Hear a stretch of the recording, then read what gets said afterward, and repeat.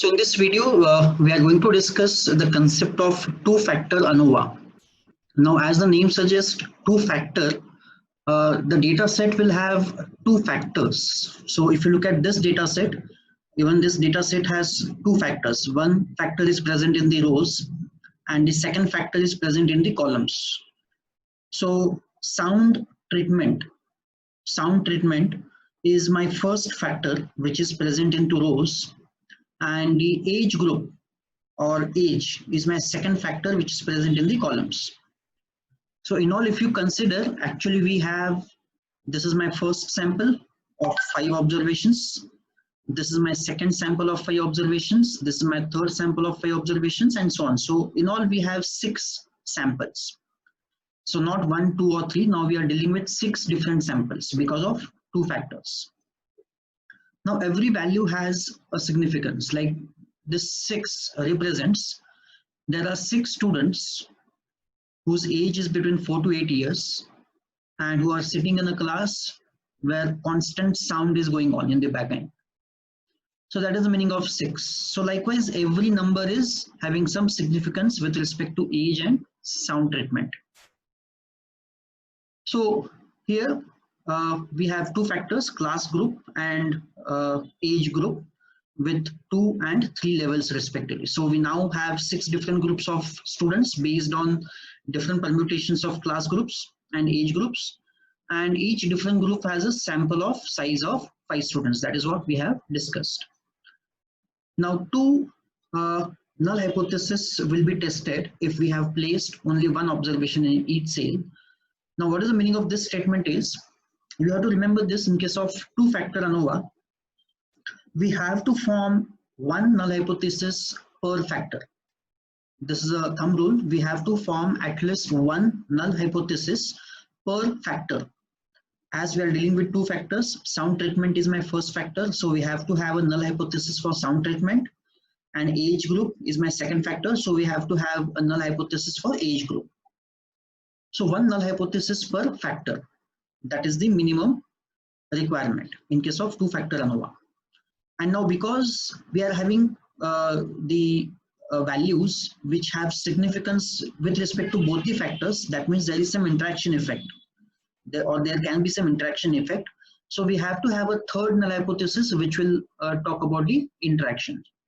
So we'll discuss that, but first now we'll try to form the null hypothesis for the sound treatment, and then one null hypothesis for age groups.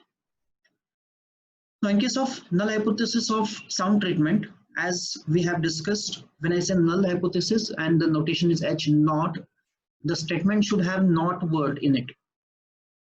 And if the factor name is sound treatment, then the null hypothesis will become there is no effect of sound treatment on the student performance. There is no effect of sound treatment on the student performance. That becomes my null hypothesis for the sound treatment.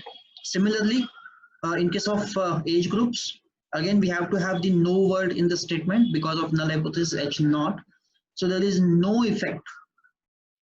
There is no effect of different age groups.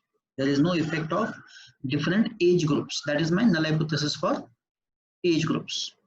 So if I try to form the null hypothesis, now the notations can be different. As we have discussed, the null hypothesis notation has to be H naught. But now because we have multiple null hypotheses, we can start naming them as H1, H2, H3. Notation is not that important. You have to remember what is your null hypothesis. So in this case, I'll form H1 as my null hypothesis for this factor, sound treatment. So it says all the music treatment groups have equal mean score. Now what is the meaning of equal mean score?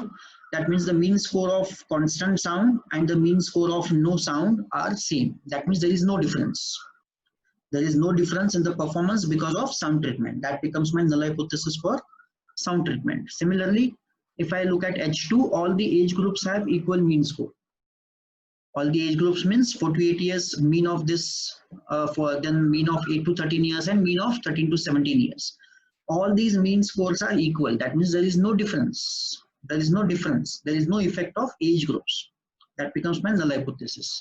And as we have discussed that there can be some interaction effect on a specific age group, maybe sound treatment is working more prominently, it may happen. So for that, we need to have another null hypothesis, which is the third null hypothesis, which is for interaction of the factors. Interaction of the factors. So that says the factors are independent.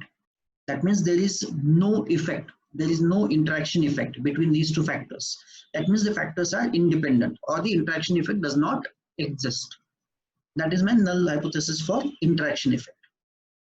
So always remember, for two-factor ANOVA, we have to have at least 3 null hypotheses, one per factor and one for the interaction effect.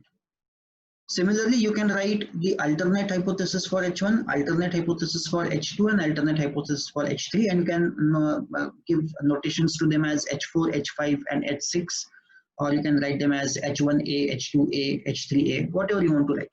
The notations are not that important. So this is how you can read the problem of two factors. And now how to solve this problem. So now we'll go to the Excel and I'll solve this problem in Excel. So this is the same problem which we have discussed on the slides. So in rows we have the music factor, and in columns we have the age factor. Now how to solve this problem? So you can go to data section, data analysis, and in data analysis in ANOVA two-factor you'll have two methods, with replication and without replication. Now in this course we are not going to cover without replication, so we are going ahead with replication method, and all the problems which I am discussing right now are types of with replication method. I'll click on OK. Now it will ask for the input range. So as input range, I have to select the whole table including labels. I have to select the whole table including labels. That becomes my input range. Number of rows per sample. Now if I want to calculate number of rows per sample, every individual group is my sample. Now this is a sample of 5 rows. This is a sample 2 of 5 rows, sample 3 of 5 rows, sample 4 of 5 rows, and so on. So every sample has 5 rows. I'll keep the alpha as 0.05, which is default, and suppose my output range I want to start from this location. So I'll click on OK. Once I click on OK, I'll get this output. And this output, this first part is called as summary statistics, which we'll discuss, but afterwards, not right now. In further slides, we'll discuss summary statistics. We are interested in this ANOVA table. Now, if you look at this ANOVA table, we have F calculated and F critical values for 3 rows. We have F calculated and F critical for 3 rows. And we have heading for those 3 rows, sample, column, and interaction. So we are interested in these 3 rows right now. So what is the heading of first row? That is sample. So it talks about the factor which is present in rows. Sample means the samples are in rows. So the factor which is present in rows, that is music treatment. So this row is talking about music treatment. Second row is talking about columns. So this is talking about columns. So which factor is present in columns is age. That means this is talking about age as a factor. And third is interaction. As we have discussed that we have to have third hypothesis for interaction. So this tells me about what I should do with the null hypothesis of music as a factor, age as a factor, and interaction as a factor. So look at the F calculated value and F critical value. For music as a factor, F calculated is greater than F critical. The rule remains same. What we have discussed in the previous sessions, if calculated is less than critical, then we fail to reject H0. That is my rule, and that rule remains same. So in this case, for music, my calculated is greater than critical. It is not less than, it is greater than. So we say we reject H0. In this case, my H0 is nothing but H1, because my null hypothesis for music is H1, correct? Then age. The F calculated is greater than F critical. Again, we say we reject the null hypothesis for second factor, that is H2, age. Then in case of third comparison. Now F calculated is less than F critical. So 0.364 is less than 3.40. That means we fail to reject H0. So fail to reject H0 is H3. For interaction, my null hypothesis is H3. So this is my result. I reject H1, I reject H2, and I fail to reject H3. This is my result. So now we'll go back to the problem and we'll discuss what is the meaning of this result. I have given this table on the slide also. So I'll go to the slide again and I'll explain you this result. Yes, so this is my H1 and this is my H2 and this is my H3. After implementing data analysis with ANOVA 2-factor with replication method, I am getting this output, which we have discussed on Excel. We are interested in this values of F calculated and F critical. So if I do the analysis of F calculated and F critical, even you want to go ahead with p-value analysis, the results will be seen.